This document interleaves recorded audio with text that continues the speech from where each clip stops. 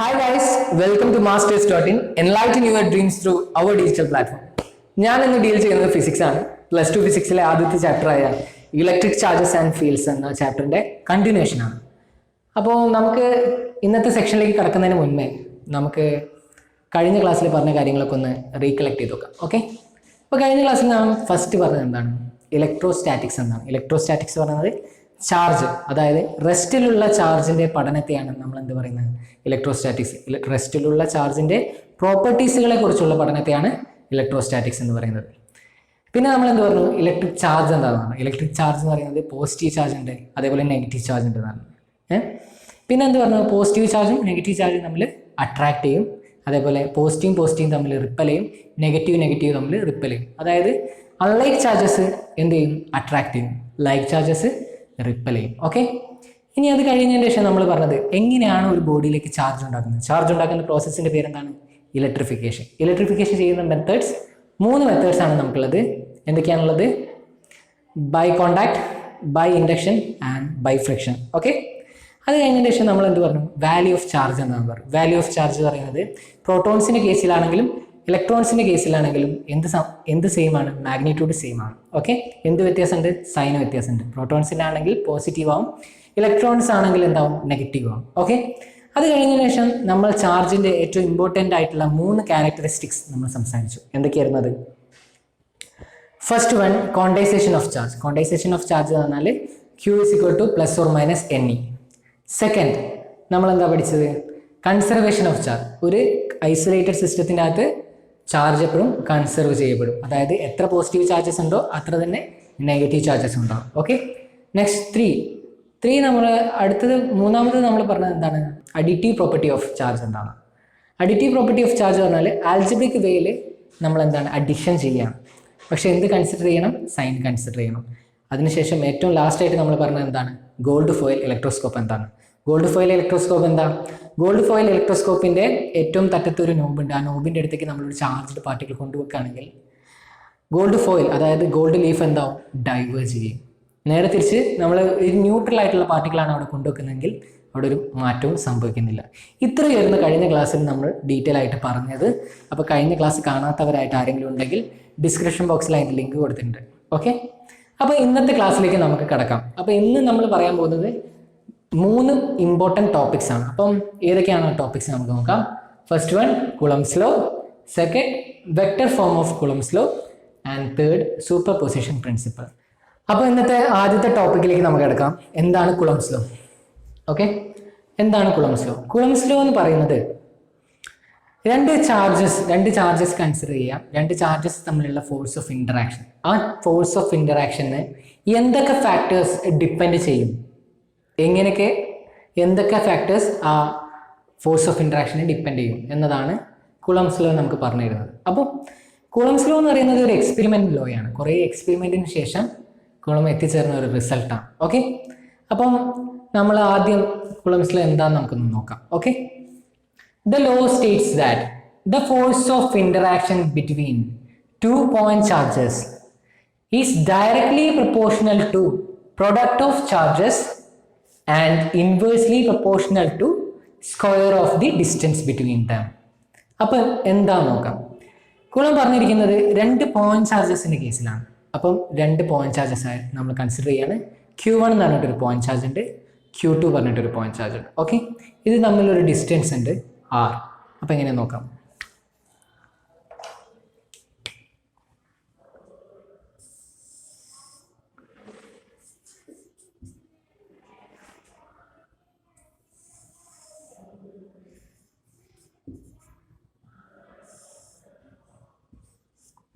Okay, 2 point charge ഉണ്ട്, Q1 ഉണ്ട്, Q2 ഉണ്ട്. ഓക്കെ, ഇത് തമ്മിലുള്ള ഡിസ്റ്റൻസ് R ആണ്. ഓക്കെ, അപ്പം എന്താണ് പോയിന്റ് ചാർജ് എന്ന് നമുക്ക് നോക്കാം. പോയിന്റ് ചാർജ് എന്ന് പറയുന്നത് വളരെ മൈന്യൂട്ട് ആയിട്ടുള്ള പാർട്ടിക്കിൾസ് ആണ്. അതിന്റെ സൈസ് നമ്മൾ കൺസിഡർ ചെയ്യേണ്ട. കാരണം ഇത് തമ്മിലുള്ള ഡിസ്റ്റൻസ് വെച്ച് കമ്പയർ ചെയ്യുമ്പോൾ അതിന്റെ സൈസ് വളരെ ചെറുതായിരിക്കും. ഓക്കെ, അപ്പം എന്താണ് കുളംസ് ലോയിൽ കുളം പറഞ്ഞിരിക്കുന്നതെന്ന് നമുക്ക് നോക്കാം. അപ്പോൾ 2 പോയിന്റ് ചാർജ് നമ്മൾ കൺസിഡർ ചെയ്തു, അത് തമ്മിലുള്ള ഡിസ്റ്റൻസ് R ആണ്. ഓക്കെ, അപ്പോൾ ഇവർ തമ്മിലുള്ള ഫോഴ്സ് ഓഫ് ഇന്ററാക്ഷൻ എന്താണ്? F എന്ന് പറയുന്നത് force of interaction, electrical force of interaction. Okay, എന്താണ് ഫോഴ്സ് ഓഫ് ഇൻറ്ററാക്ഷൻ?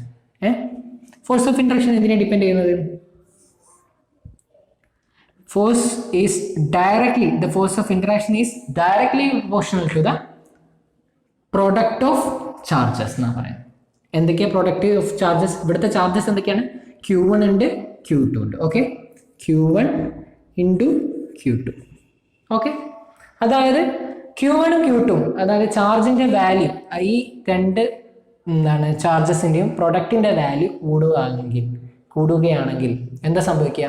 ഫോഴ്സും കൂടും. അതായത് ഇത് ഇൻക്രീസ് ചെയ്ത് കഴിഞ്ഞാൽ ഫോഴ്സും ഇൻക്രീസ് ചെയ്യും. ഓക്കെ, ഇത് ഡിക്രീസ് ചെയ്താൽ ഫോഴ്സ് ഡിക്രീസ്. അതായത് ഡയറക്ട്ലി എന്താണ്? പ്രൊപ്പോർഷണൽ ആണ്, അതായത് ഡയറക്ട്ലി ഡിപ്പെൻഡന്റ് ആണ്. ഓക്കെ, ഇനി അടുത്തത് എന്താ പറഞ്ഞത്?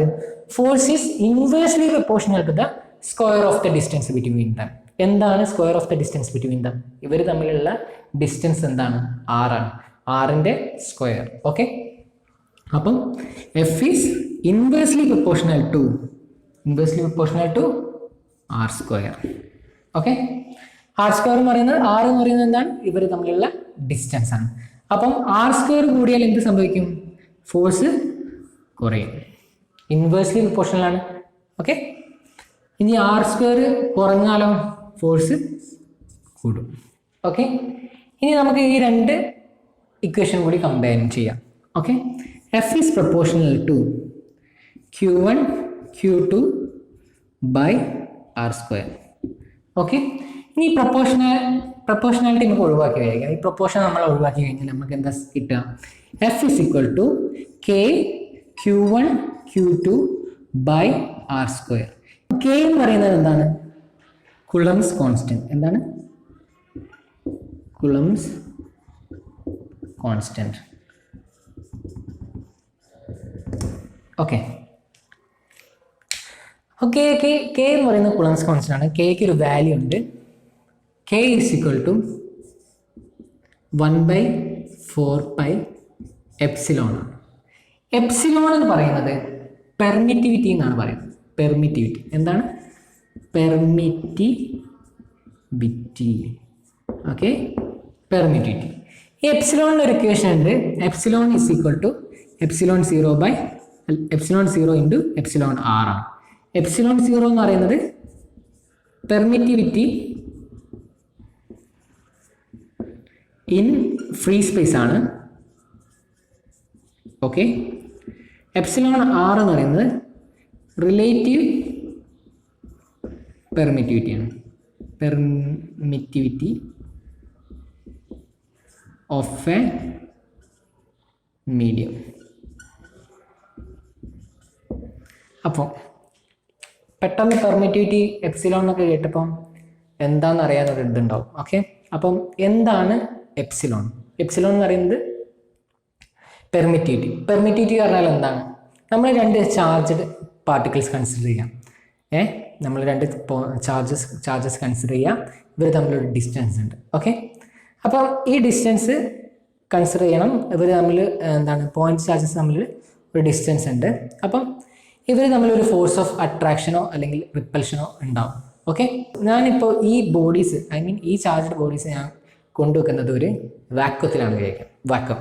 ഓക്കെ, വാക്വം എന്ന് പറഞ്ഞാൽ ഫ്രീ സ്പേസ്. ഓക്കെ, വാക്വത്തിൽ നമ്മൾ കൊണ്ടുവച്ച് കഴിഞ്ഞാൽ അപ്പോൾ ഉണ്ടാവുന്ന ഫോഴ്സ് ഓഫ് ഇൻറ്ററാക്ഷൻ ആയിരിക്കില്ല ഇതേ ബോഡി ഇതേ സെയിം ഡിസ്റ്റൻസിൽ, ഒരു വ്യത്യാസമില്ല കേട്ടോ ഡിസ്റ്റൻസിൽ, ഇതേ ബോഡി ഞാൻ വേറൊരു മീഡിയത്തിൽ, അതായത് ഇപ്പോൾ വെള്ളത്തിൽ കൊണ്ടുവച്ച ശേഷം, ഓക്കെ, വെള്ളത്തിൽ കൊണ്ടുവച്ചുകൊണ്ട് കഴിഞ്ഞ് കഴിഞ്ഞാൽ അപ്പം ഉണ്ടാകുന്ന ഫോഴ്സ് ഓഫ് ഇൻറ്ററാക്ഷനും വാക്വത്തിലുള്ള ഫോഴ്സ് ഓഫ് ഇൻറ്ററാക്ഷൻ തമ്മിൽ എന്തുണ്ടാവും?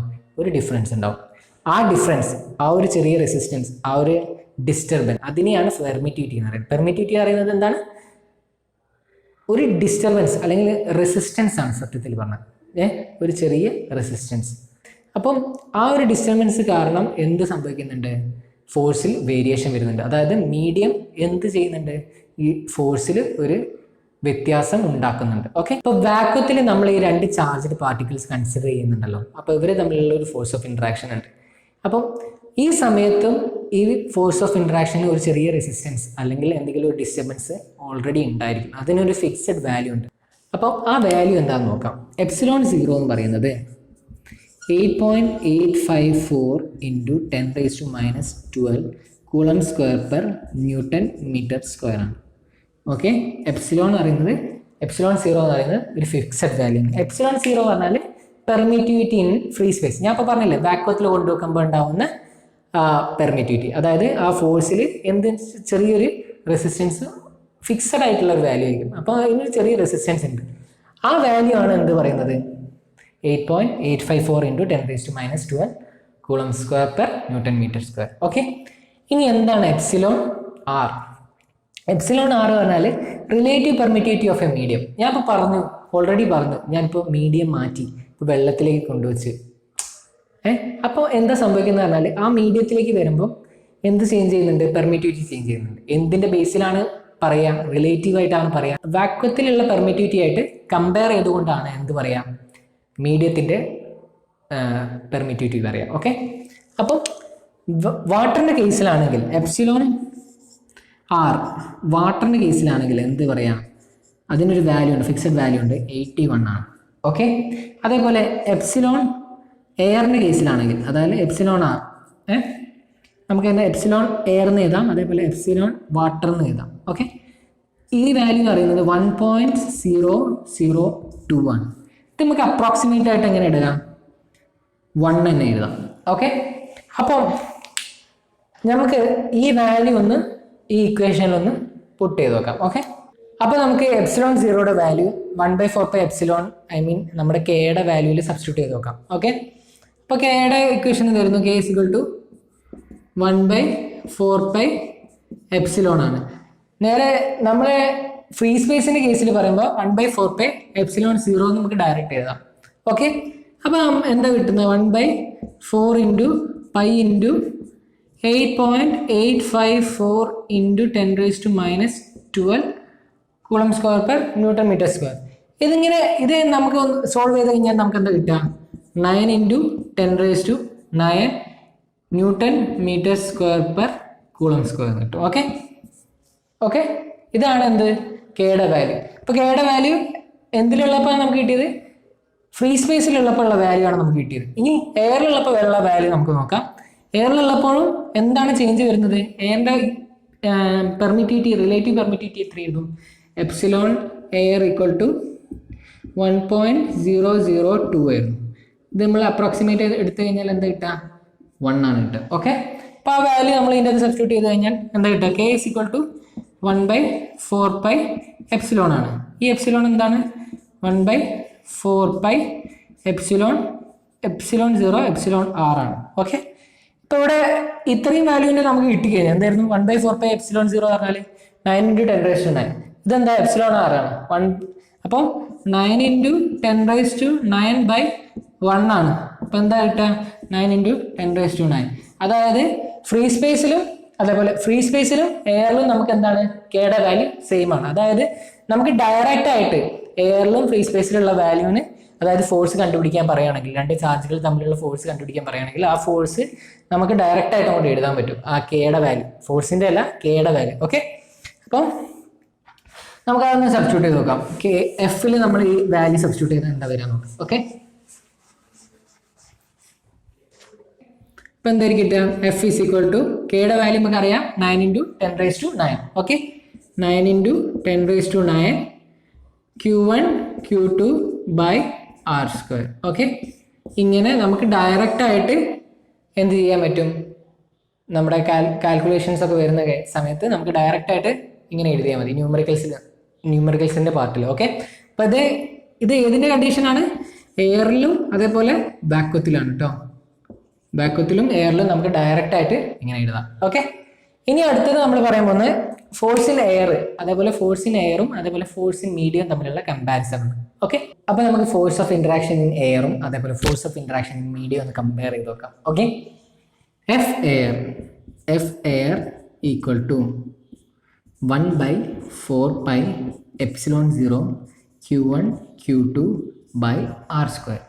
ഓക്കെ, ഇവിടെ എപ്സിലോൺ ആർ ഞാൻ കൺസിഡർ ചെയ്തില്ല, കാരണം എപ്സിലോൺ ആറിൻ്റെ വാല്യൂ 1 ആണെന്ന് നമുക്കറിയാം. ഓക്കെ, അതുകൊണ്ടാണ് അത് അവിടെ എഴുതാത്തത്. ഓക്കെ, ഇനി മീഡിയത്തിൻ്റെ കേസിൽ F medium, okay, 1/4 epsilon 0 epsilon R Q1 Q2 by R square.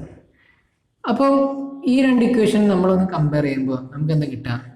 ഇത് രണ്ടും ഡിവൈഡ് ചെയ്യാൻ 1/2 ചെയ്ത് കഴിഞ്ഞാൽ 1/2 ചെയ്ത് കഴിഞ്ഞാൽ F air by F medium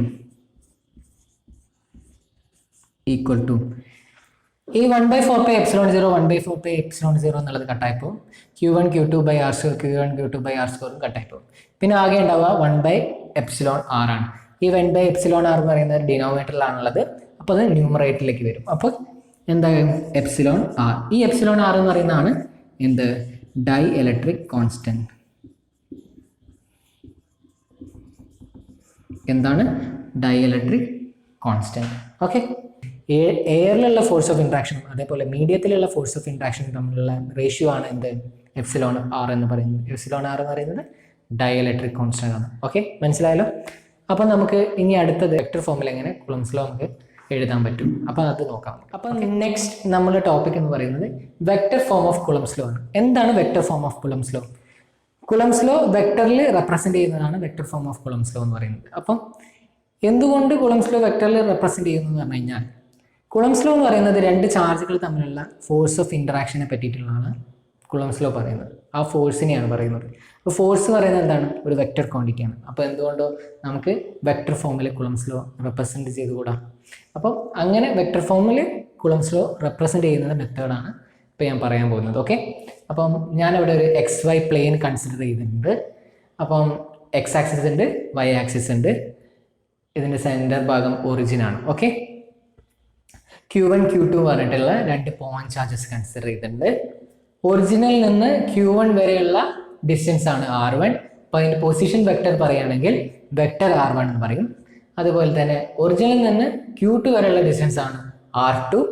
അതിൻ്റെ പൊസിഷൻ വെക്ടർ പറയുകയാണെങ്കിൽ വെക്ടർ R2 എന്ന് പറയും. ഓക്കെ, ഇനി ഈ രണ്ട് പോയിന്റ് ചാർജസ് തമ്മിലുള്ള ഫോഴ്സ് ഓഫ് ഇൻട്രാക്ഷൻ എങ്ങനെ നമുക്ക് നോക്കാം. അതായത് Q1 കാരണം Q2 ഉണ്ടാവുന്ന ഫോഴ്സ് ഓഫ് ഇൻട്രാക്ഷൻ, Q1 കാരണം Q2 ഉണ്ടാവുന്ന ഫോഴ്സ് ഓഫ് ഇൻട്രാക്ഷൻ, അതേപോലെ Q2 കാരണം Q1 ഉണ്ടാവുന്ന ഫോഴ്സ് ഓഫ് ഇൻട്രാക്ഷൻ. അതായത് ഫോഴ്സ്, ഇവർ തമ്മിലുള്ള ഫോഴ്സ് എങ്ങനെ നമുക്ക് റെപ്രസെന്റ് ചെയ്യാം വെക്ടർ ഫോമിലെ. അപ്പം force on Q1 due to Q2 എങ്ങനെ എഴുതാം? F12 എന്ന് എഴുതാം. ഫോഴ്സ് എപ്പോഴും വെക്ടർ ഫോമിലാണ് റെപ്രസെന്റ് ചെയ്യുക. ഇപ്പോൾ വെക്ടർ F12. ഓക്കെ, ഇനി force on Q2 due to Q1 എങ്ങനെ റെപ്രസെന്റ് ചെയ്യാൻ നോക്കാം. F21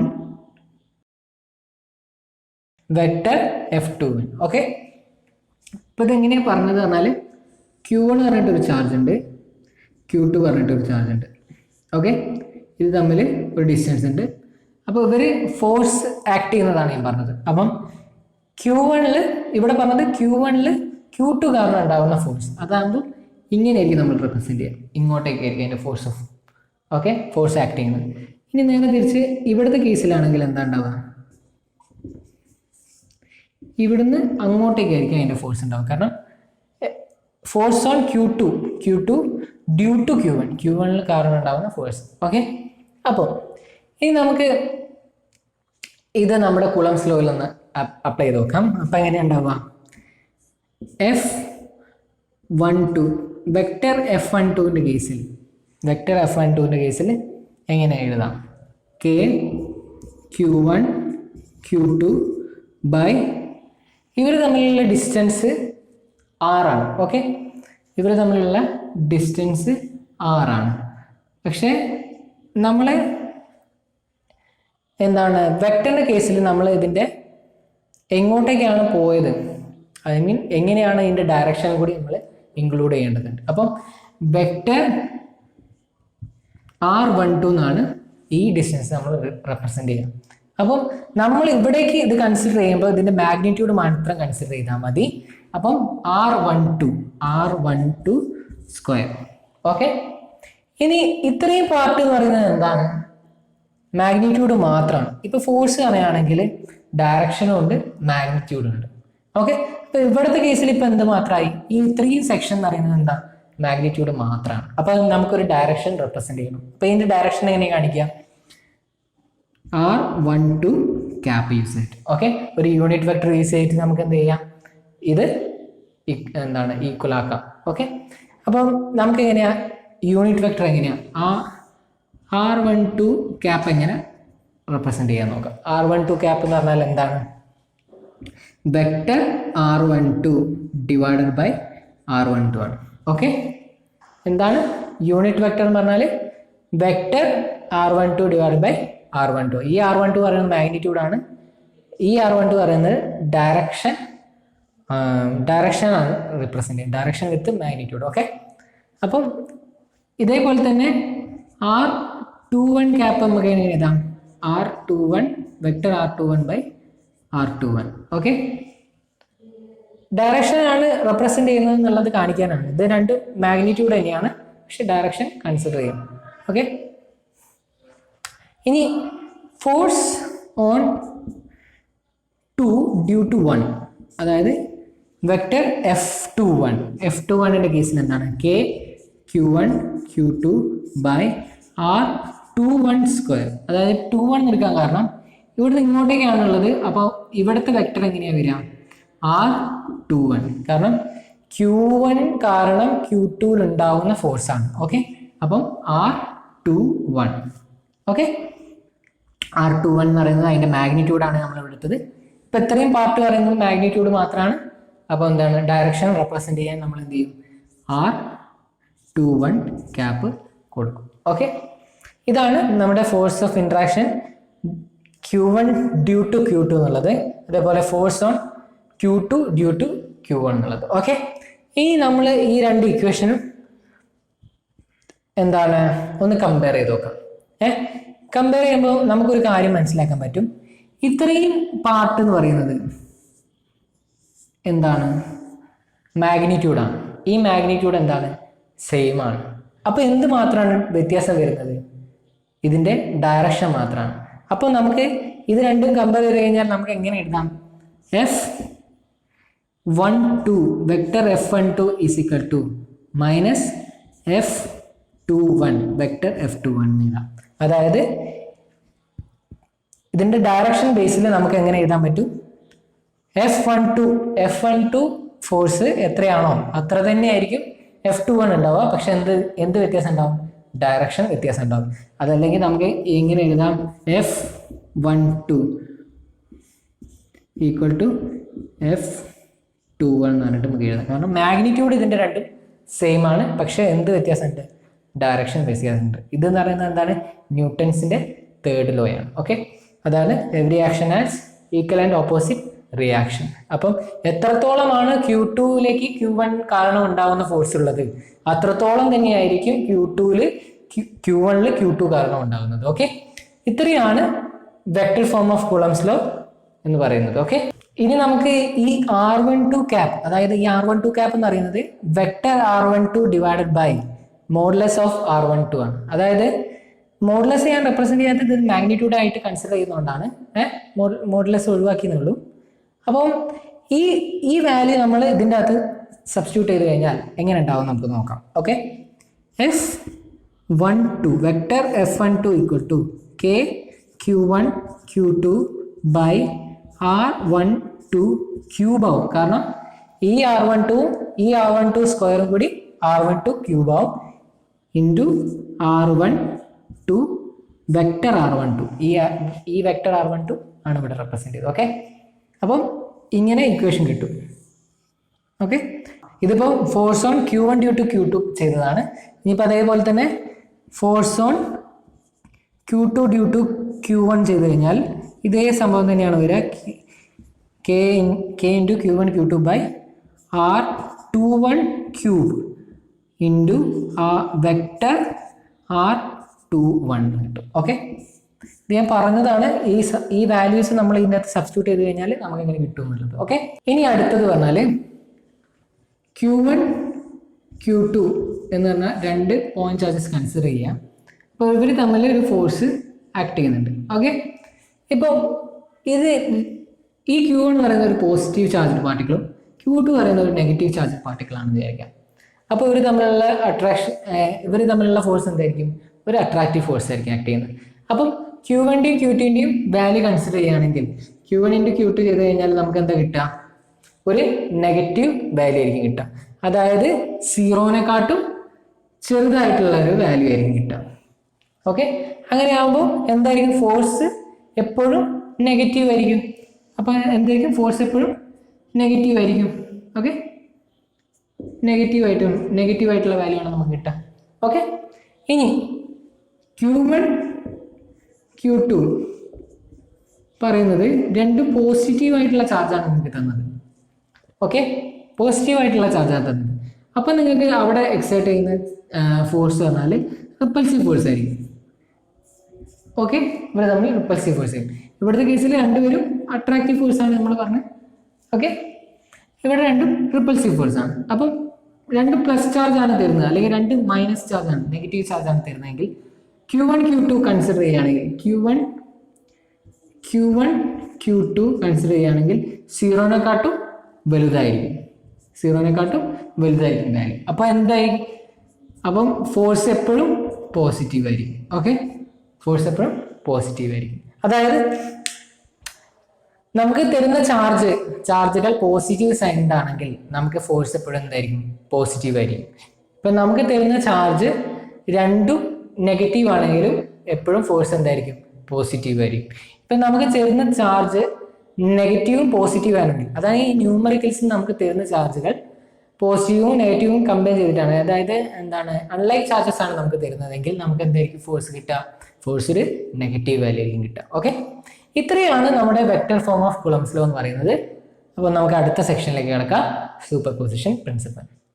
സോ നമുക്ക് ഇന്നത്തെ മൂന്നാമത്തെ സെക്ഷൻ ആയിട്ടുള്ള സൂപ്പർ പൊസിഷൻ പ്രിൻസിപ്പൾ എന്താണെന്ന് നോക്കാം. സൂപ്പർ പൊസിഷൻ പ്രിൻസിപ്പൾ പറയുന്നത് ഇത്രയേ ഉള്ളൂ. അതായത് നമ്മളൊരു സ്പേസ് കൺസിഡർ ചെയ്യാം. നമ്മളൊരു സ്പേസിൽ കുറേ ചാർജസ് കൺസിഡർ ചെയ്യാം. അപ്പോൾ ഒരു ചാർജ് അതിൻ്റെ അകത്ത് നിന്ന് സെലക്ട് ചെയ്യാം. ആ സെലക്ട് ചെയ്ത ചാർജിൻ്റെ മേലെ ബാക്കിയുള്ള എന്താണ് പ്ലെയിനിലുള്ള കുറേ ചാർജസ് ഉണ്ട് പറഞ്ഞില്ലേ?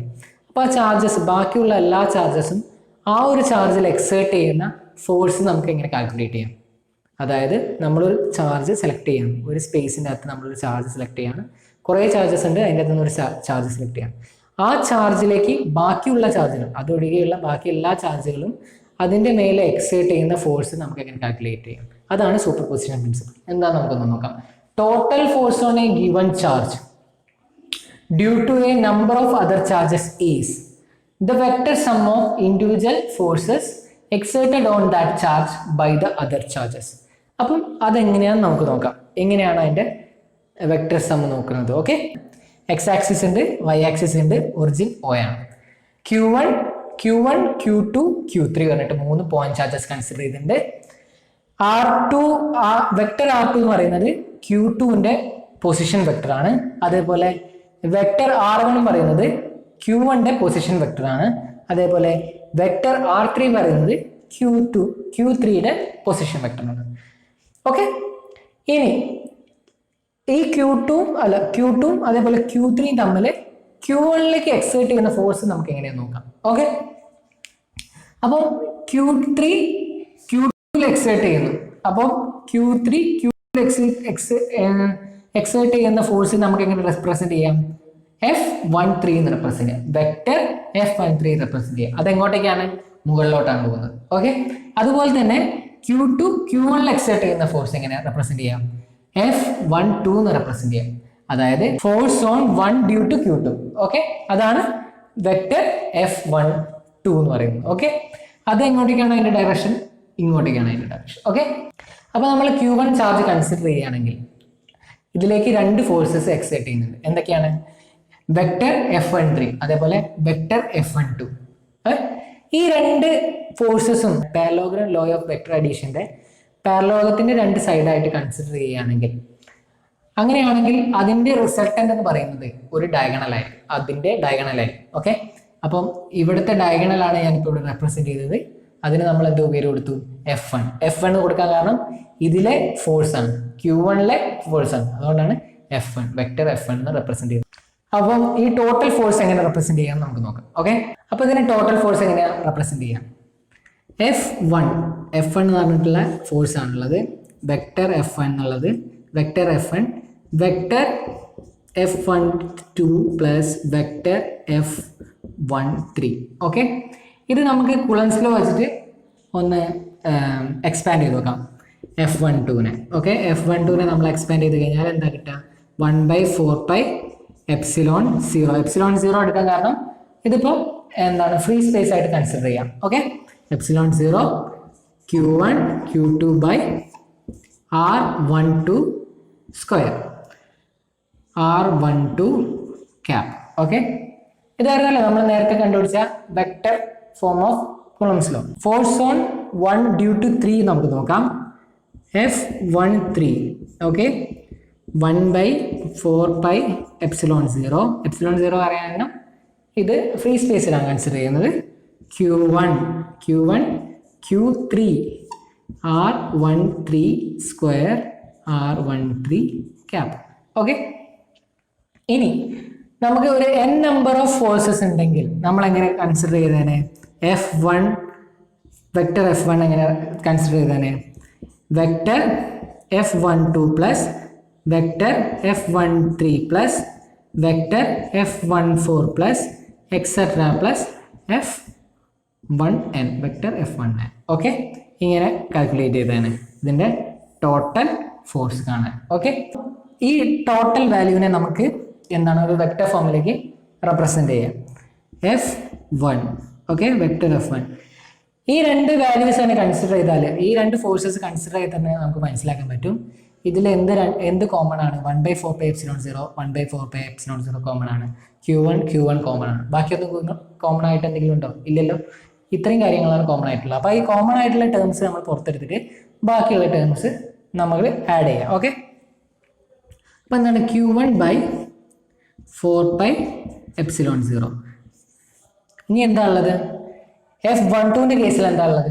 F12ൻ്റെ കേസിൽ Q2/R12 square, R12 cap plus okay Q3/R13 square, R13 cap plus etcetera plus n വരെ Qn/R1n square, R1n cap. Okay, ഇതിനെ നമുക്ക് സിഗ്മ ആയിട്ട് റെപ്രസെന്റ് ചെയ്യാൻ പറ്റും. Q1/4πε0 sigma I = 2/n. I 2 മുതൽ n വരെ, അതായത് സമ്മേഷൻ ആണ് ഉദ്ദേശിക്കുന്നത്. ഈ സമ്മേഷൻ നമുക്ക് ഇങ്ങനെ റെപ്രസെന്റ് ചെയ്യാം, അത്രേ ഉള്ളൂ. സിഗ്മ യൂസ് ചെയ്യുന്നത് എന്തിനാണ്? I 2 മുതൽ n വരെ, 2 മുതൽ n വരെ നമുക്ക് എങ്ങനെ കാൽക്കുലേറ്റ് ചെയ്യാം? സം ചെയ്യാം. ഓക്കെ, അഡീഷൻ ചെയ്യാം. ഓക്കെ, ഇനി നമുക്ക് എന്താ ഈ ടേംസിനൊക്കെ Qi/R1i square into R1i cap. Okay, ഇതാണ് എന്ത് നമ്മുടെ എക്സ്പ്രഷൻ, എന്തിൻ്റെ? സൂപ്പർ പൊസിഷൻ പ്രിൻസിപ്പിളിൻ്റെ എക്സ്പ്രഷൻ. ഓക്കെ, അപ്പോൾ ഇത്രയാണ് സൂപ്പർ പൊസിഷൻ പ്രിൻസിപ്പിൾ എന്ന് പറയുന്നത്. അപ്പോൾ ഇനി അടുത്തതായിട്ട് നമുക്ക് 2-3 ന്യൂമറിക്കൽസ് ചെയ്യാം. ഓക്കെ, അടുത്തതായിട്ട് നമുക്ക് കുറച്ച് ന്യൂമറിക്കൽസ് ചെയ്ത് നോക്കാം. ആദ്യത്തെ question: 2 insulated copper spheres of charge plus 10 microcoulomb and minus 20 microcoulomb have their centers separated by a distance of 10 centimeter. What is the force of attraction if they are placed in A in free space, B in water? വാട്ടറിന്റെ എന്ത് തന്നിട്ടുണ്ട്? Relative permittivity തന്നിട്ടുണ്ട്. Okay, അപ്പൊ നമുക്ക് എങ്ങനെയാന്ന് നോക്കാം. അപ്പൊ ഇപ്പൊ എന്തൊക്കെയാണ് ഇവിടെ തന്നത്? ഇവിടെ തന്ന ഡാറ്റാസ് എന്തൊക്കെയാണ്? നമുക്ക് തന്ന ഡാറ്റാസ് ആണ് 2 ചാർജസ് ഉണ്ട്. നമ്മൾ കൺസിഡർ ചെയ്യാം Q1 എന്നൊരു ചാർജ് ഉണ്ട്. Q1 എന്ന ചാർജിന്റെ ഇതെന്താ വാല്യൂ തന്നിട്ടുണ്ട്? ചാർജിന്റെ വാല്യൂ +10 മൈക്രോ കൂളം ആണ്. അപ്പൊ മൈക്രോ നമ്മൾ കൂളത്തിലേക്ക് മാറ്റുമ്പോൾ എന്ത് ചെയ്യും? Plus 10 into 10 raised to minus 6 ആണ്. മൈനസ് 6 കൂടെ. ഓക്കെ, ഇനി Q2 പറഞ്ഞ ചാർജ്, രണ്ടാമത്തെ ചാർജ് Q2 എടുത്ത് ആ ചാർജ് പറഞ്ഞത് എന്താണ്? മൈനസ് 20 മൈക്രോ കൂളാണ്. Minus 20 micro coulomb. മൈക്രോയുടെ വാല്യൂ എന്താണ്? 10 raised to minus 6. അപ്പൊ minus 20 into 10 raised to minus 6 coulomb. Okay, ഇനി നെക്സ്റ്റ് എന്താണ് നമുക്ക് തന്നത്? ഈ രണ്ട് സ്പിയേഴ്സും തമ്മിലുള്ള ഡിസ്റ്റൻസ് നമുക്ക് തന്നിട്ടില്ലേ? എന്താണ് തന്നത്? 10 centimetre. Okay, r equal to 10 centimetre ആണ് തന്നത്. സെന്റിമീറ്റർ മീറ്റർ ആക്കാൻ എന്ത് ചെയ്യാം? 10 into 10 raised to minus 2 metre. Okay, അപ്പൊ നമുക്ക് തന്ന ഡാറ്റാസ് ഒക്കെ നമ്മൾ എന്ത് ചെയ്ത് നമുക്ക് വേണ്ട എന്താണ് ക്വാണ്ടിറ്റിയിലേക്ക് നമ്മൾ മാറ്റി, അതായത് നമുക്ക് വേണ്ട യൂണിറ്റിലേക്ക് നമ്മൾ മാറ്റി. ഓക്കെ, ഇനി ഇവർ തമ്മിലുള്ള ഫോഴ്സ് ഓഫ് ഇന്ററാക്ഷൻ ആണ് കാണേണ്ടത്. ഏതിലുള്ളതാണ് ആദ്യം കാണാൻ പറഞ്ഞത്? ഫ്രീ സ്പേസിലുള്ളത്. അപ്പൊ ഫ്രീ സ്പേസിലുള്ളത് എങ്ങനെയാണ് കാണാം? ഫസ്റ്റ് ചോദ്യം എ, ഫ്രീ സ്പേസിലുള്ളത്. ഫ്രീ സ്പേസിലുള്ള ഇക്വേഷൻ എന്താ? ഫോഴ്സിന്റെ F is equal to 1 by 4 pi epsilon 0 Q1 Q2 by R square. Okay, ഇതില് നമുക്ക് ഓൾറെഡി അറിയാം 1 by 4 pi epsilon 0 ന്റെ വാല്യൂ എന്താണ്? 9 into 10 raised to 9 ആണ്. Okay, 9 into 10 raised to 9 newton metre per coulomb square. Okay, okay, അപ്പോ നമുക്ക് അടുത്ത എന്താ? Q1 ന്റെ വാല്യൂസ് സബ്സ്റ്റിറ്റ്യൂട്ട് ചെയ്ത് നോക്കാം. Q1 ന്റെ വാല്യൂ നമുക്ക് കിട്ടിയത് 10 into 10 raised to minus 6 plus 10 ആണ്. ഓക്കെ, ഇനി അടുത്ത Q2 ന്റെ വാല്യൂ എന്താ? Minus 20 into 10 raised to minus 6. ആ വാല്യൂ നമ്മൾ സബ്സ്റ്റിറ്റ്യൂട്ട് ചെയ്യാം. Minus 20 into 10 raised to minus 6. Okay, ഇനി എന്താ? റേഡിയസ് എത്രയാണ് കിട്ടിയത്? 10 into 10 raised to minus 2 metre ആണ്. അപ്പൊ അതും നമ്മൾ സബ്സ്റ്റിറ്റ്യൂട്ട് ചെയ്യാണ്. 10 into 10 raised to minus 2 all square, കാരണം r square ആണ്. ഓക്കെ, അപ്പൊ ഇനി എന്താണ്? നമ്മളിത് ക്യാൻസൽ ചെയ്യാം. ഓക്കെ, ക്യാൻസൽ ചെയ്യുമ്പോൾ നമുക്ക് എന്താ കിട്ടാം? നമുക്ക് ഈ 10 ന്റെ പവേഴ്സ് മാത്രം നമുക്ക് കൂട്ടി വെക്കാം. Okay, 10 raised to 9 plus 10 raised to 1 10 10 raised to minus 6 minus 6 10 പോലെ 10 raised to 4 10 raised to 4 minus 4 minus 10 raised to minus 6 ഉണ്ട്. അപ്പൊ 10 raised to minus 2 അവിടെ ഉണ്ടാവും. ഓക്കെ, ഇനി താഴത്തെ കേസിൽ നമുക്ക് നോക്കാം. 10 ന്റെ factors 10 into 10 raised to minus 2 അല്ലേ? 10 സ്ക്വയർ ആണ്. അപ്പൊ 10 square into 10 raised to minus 4. Okay, ഈ minus 2 2d into 8 minus 4. Okay, അപ്പൊ minus 4 ഉണ്ട് ഇവിടെ, അതായത് ഇവിടെ 10 സ്ക്വയർ ഉണ്ട്, അതേപോലെ 10 raised to minus 4 ഉണ്ട്. ഇത് നമ്മൾ കാൽക്കുലേറ്റ് ചെയ്ത് നമ്മൾ എന്താ 10 raised to minus 2. അപ്പൊ ഈ 10 raised to minus 2 10 raised to minus 2 cancel ആയി കഴിഞ്ഞാൽ അപ്പൊ ഇത്രയും പാർട്ട് നമ്മൾ പോയി കിട്ടും. ഓക്കെ, ഇത്രയും ഭാഗം പോയി. ഇനി എന്താ ഉള്ളത്? മൈനസ് 20 ഉണ്ട്, 9 ഉണ്ട്. ഓക്കെ, 9 into minus 20 എന്താണ്? മൈനസ് 180. മൈനസ് 180 ഫോഴ്സിന്റെ യൂണിറ്റ് എന്താണ്? ന്യൂട്ടൺ. ഓക്കെ, അപ്പൊ നമുക്ക് എന്ത് കിട്ടി? ഫ്രീ സ്പേസിലുള്ള ഫോഴ്സിന്റെ വാല്യൂ നമുക്ക് കിട്ടി. ഇനി അടുത്തത് എന്താ? ഇൻ വാട്ടറിലാവുമ്പോൾ ഇക്വേഷൻ എന്താ മാറ്റം വരുന്നത്? ഓക്കെ, ഇക്വേഷനിൽ എന്താ മാറ്റം വരുന്നത്? ഇക്വേഷനിൽ എപ്സിലോൺ ആർ കൂടി വരും. എന്ത് വരും? Epsilon R. എപ്സിലോൺ ആർ എന്ന് പറയുന്നത് എന്താണ്? റിലേറ്റീവ് പെർമിറ്റിവിറ്റി ആണ്. റിലേറ്റീവ് പെർമിറ്റിവിറ്റി എന്നാൽ നമ്മള് ഫ്രീ സ്പേസിലുള്ള പെർമിറ്റിവിറ്റി ആയിട്ട് കമ്പയർ ചെയ്തുകൊണ്ടാണ് റിലേറ്റീവ് പെർമിറ്റിവിറ്റി. ഓക്കെ, അപ്പൊ എന്തായിരുന്നു ഫോഴ്സിന്റെ equation? F is equal to 1 by 4 pi epsilon 0 epsilon r q1 q2 by r square. Okay, അപ്പൊ നേരത്തെ നമുക്ക് കിട്ടിയത് എന്താണ്? 1 by 4 pi epsilon 0 q1 q2 by r square ആണ്. അപ്പൊ നമുക്ക് നേരത്തെ കിട്ടിയ വാല്യൂ എന്താണ്? F is equal to 1 by 4 pi epsilon 0 q1 q2 by r square ന്റെ വാല്യൂ നമുക്ക് കിട്ടി മൈനസ് 180 ന്യൂട്ടൺ ആണ്. ഇനി ഇത്രയും ക്വാണ്ടിറ്റീസിന്റെ വാല്യൂ നമുക്ക് ഓൾറെഡി കിട്ടിക്കഴിഞ്ഞു, മൈനസ് 180 ന്യൂട്ടൺ. ഇനി എന്ത് ചെയ്താൽ മതി? ഈ എപ്സിലോൺ ആർ വെച്ചിട്ട് ഡിവൈഡ് ചെയ്താൽ മതി. ഈ ഇക്വേഷൻ ഇട്ട് കൊടുക്കുകയാണെങ്കിൽ minus 180 newton by epsilon R. നമുക്ക് എപ്സിലോൺ ആർ ഓൾറെഡി ഡയറക്റ്റ് തന്നിട്ടുണ്ട്, അല്ലെങ്കിൽ നമുക്ക് അറിയേണ്ടതായിട്ടുള്ള കാര്യങ്ങളാണ്. വാട്ടറിന്റെ കേസിൽ 81 ആണ്, എയറിന്റെ കേസിൽ 1 ആണ്. അപ്പം എയറിന്റെ കേസിലും ഇത് നമ്മളിപ്പോ ആദ്യം കണ്ട കാര്യമുണ്ടല്ലോ, ഫ്രീ സ്പേസിൽ കണ്ടത്. ഫ്രീ സ്പേസിൽ കണ്ട ഫോഴ്സും അതേപോലെ എയറിൽ കണ്ട ഫോഴ്സും എന്തായിരിക്കും?